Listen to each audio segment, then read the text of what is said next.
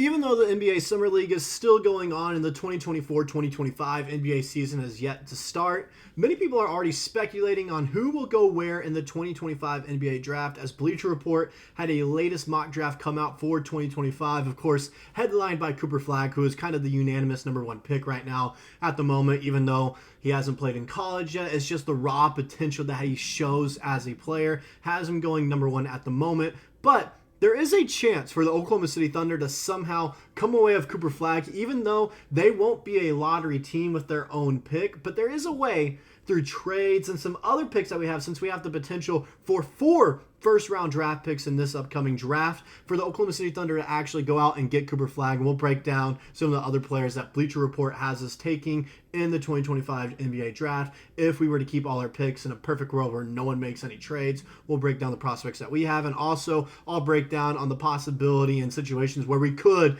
end up trading to get Cooper Flagg, go up to that number 1 overall pick. Before we get into all that, though, I want to take a moment and say that I have a subscriber goal set out for us of 2,000 before the 2024-2025 NBA season begins, since we're about 2 months away from that happening. Right now, we're at 1,570 subscribers at the time of making this video. So I just got to say, if you guys find yourself coming back on a regular basis, or if you're new to the channel and enjoy the content here that we put out on Thunder Digest, as we do try to put out daily Thunder news with whatever is going on with the Oklahoma City Thunder, it'd mean the world if you guys can hit that subscribe button for me. With that out of the way, we can go ahead and get in the video and talk about some of these draft prospects that Bleacher Report has us taking. I'm going to be honest, I haven't looked at the draft class much.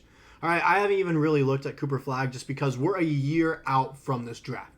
I don't know much about some of the players in this draft, I'm going to be honest. I do know some of the size in this draft. I do know we'll probably end up taking a center is what we're really going to go for, a center or a power forward, a large power forward that's probably 6'11", 7 foot tall, that we can play at the 5 as well to keep up with our kind of a 5-out style of offense, since there's no guarantee we can keep Hartenstein after his second year. We might end up, not taking up that team option. We might not be able to keep J. Will either to be our backup 4 or 5. So it's just kind of a lot of situations where we might end up looking to draft a center. And Bleacher Report, they had us falling with the getting the number 3 overall pick. The 10th overall pick in the NBA draft, sorry. It gets hard to talk sometimes. And taking Daigneault, I hope I'm saying that correctly. He's going to be a freshman at Georgia, power forward center. He's got size. I looked him up a little bit. He does have some decent size. He'll be coming from the Clippers. As they're projected to be a lottery team, they might not even make the playoffs with all, kind of the players that have been leaving the Clippers this offseason. So it could be beneficial that we end up coming away with this pick as well. And also potentially the Jazz as well, because this is just a pick swap for the Clippers pick. And we'll go ahead and go into what Bleacher Report had to say about Newell. Paul George signing with the Philadelphia 76ers could help the Oklahoma City Thunder pick in the lottery. Again, like I've mentioned before about how we kind of officially won this trade with Paul George going to the Sixers. This is just the gift that keeps on giving. And I just got to reiterate that. With all the picks that we got from the Sixers and how they can be a lottery team for the next, 2 to 3 years, all those picks will help us out a ton extending this dynasty, but they're allowed to swap first-round picks with the Los Angeles Clippers. At 6'11", with a live motor, Daigneault should deliver immediate activity around the rim, easy baskets, and putbacks to Georgia. He covers a lot of ground and loves to crash the glass and sprint the floor in transition, but his developing three-point stroke and post skill is what will help him push up draft boards in 2025. Newell shot over 41.5% from 3 during 21 Montverde games logged by Synergy Sports. There should be plenty of NBA, I'm reading that correctly. Be plenty of NBA interested in an athletic 19-year-old energy big who can stretch the floor this early. So as you can see there, like I said, I'm going to be honest, I haven't looked too much into this year's draft class. When college basketball rolls around, I'll be paying attention more to everyone that will be in this draft class, along with some international guys as well. But it's just right now, I'm not really worried about it because we're not necessarily a team that should be worried about the draft. Just being honest, we should be a team that's worried about going and winning the finals and seeing what little additions with veteran players we can make to this team to help us push us over that edge and beat the Celtics in the finals. That's what we're kind of worrying about right now, so I'm not really worried about the draft. But, like I mentioned, I think size is going to be a big thing that we're going to target in the 2025 draft when that does come around in a year. So, seeing Newell at 6'11", 6'11", he's still 19 years old. He still has room to grow. You're still growing at that age. I know that. He can possibly be 7 foot plus. There's the the upside about that. He could get bigger and being a center for us, and with that developing 3-point shot, he can help us still compete with that 5-out style of offensive play. Now, there's some other centers in this draft that I've mentioned before as well, like Cooper Flagg, and there's a guy from Australia, Rocco, I can't remember his last name, that has good size as well and a good rim protector, be someone to look at as well. But then we also have another pick in the first round that Bleacher Report did mention, and it was from the Sixers. And it's for Isaiah Evans, small forward. He'll be a freshman at Duke, and we know Duke produces ballers. This is what they had to say about the freshman that is going to be going into Duke here.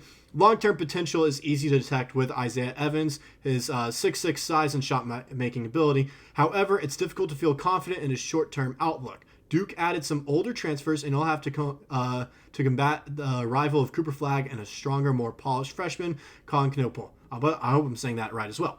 Evans, who's 175 pounds, will have to be very efficient with his shot selection and shooting to give Duke consistent minutes and production. But scouts may ultimately be willing to look past any inconsistency for a wing with Evans' caliber of perimeter shooting versatility. So his size is nice, 6'6". He could probably be 6'8". By the time he comes into the league, that'd be nice. Need to put on some more weight. Want him to be around 190 pounds would be what I want him, 190, 195 pounds, which is very attainable. Going on a weight program in college, they do that kind of stuff. It is very easy to put on size and muscle and weight in college. It is. They'll be forcing you to eat, making sure he puts on 10 to 15 pounds. So that's going to happen. It's just a matter of, can he become consistent and actually kind of I don't want to say outshine, but also have his moments when he's competing with what's supposed to be a stacked Duke roster next season. However, speaking on his Duke counterpart, Cooper Flagg, who I am very interested in, along with probably every other fan and, front office executive for every NBA team, I'm sure everyone's interested in finding a way how they can try to get him because he looks like an instant impact kind of guy, no matter what team he plays on. Oklahoma City Thunder, I think he could be an instant impact guy for us as well. Maybe a starter, move Chet back to the 5, Cooper Flagg play the 4. You never know. Have J-Dub at the 3. He could be that kind of guy for us where he moves into a starting role and have Hartenstein off the bench. It's just one of those things where he's just that kind of player already, how it's looking like. And the situations where we could eventually get Flagg is we have all these picks. If we somehow come away with 3 first-round picks, if the Jazz drop to, out of the top 10, that becomes our pick as well. We can still get the Clippers pick as well. That's supposed to be a lottery pick this year. We can see how that all goes, package those 3 picks together, and I'm sure we could try to get Cooper Flagg as well. Maybe another pick next year, or I say next year, in the 2026 NBA draft because we're supposed to have 3 first-rounders then as well. There's just a bunch of situations where we can package picks together and then trade up to number 1 overall. I'm sure that would be our only pick in the first round in this year's in the 2025 NBA draft. I keep saying this year because I'm already seeing these mock drafts. I'm thinking the draft is already coming up, but I gotta remember we're still a year away from that.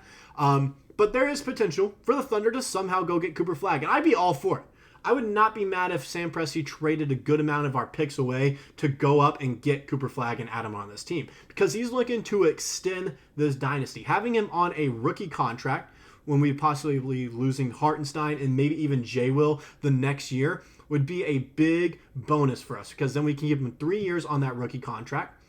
And then when we have some other players go, it'd be the time for him to be extended, and then we can extend him as well. And we never know if he's going to be a max rookie kind of player. We don't know how he's going to be in the league. We don't know how any of these guys are going to be in the league because majority of them, we haven't seen them even play in college yet. It's just purely going off of what we've seen from them in high school competitive games and, travel basketball. That's what we've seen from them so far. Even Cooper Flagg at Team USA practices, what we've seen is his clips. He's been doing very well. So there looks like there's a ton of upside, and I would not be mad if Presti ended up trading up to go get him, but we traded away all our other first-round picks in the 2025 NBA draft. I wouldn't be mad at that because I think no matter what, it'd be worth it, and it would extend what's a hopeful dynasty here in OKC. I keep on saying that with the amount of picks that we have.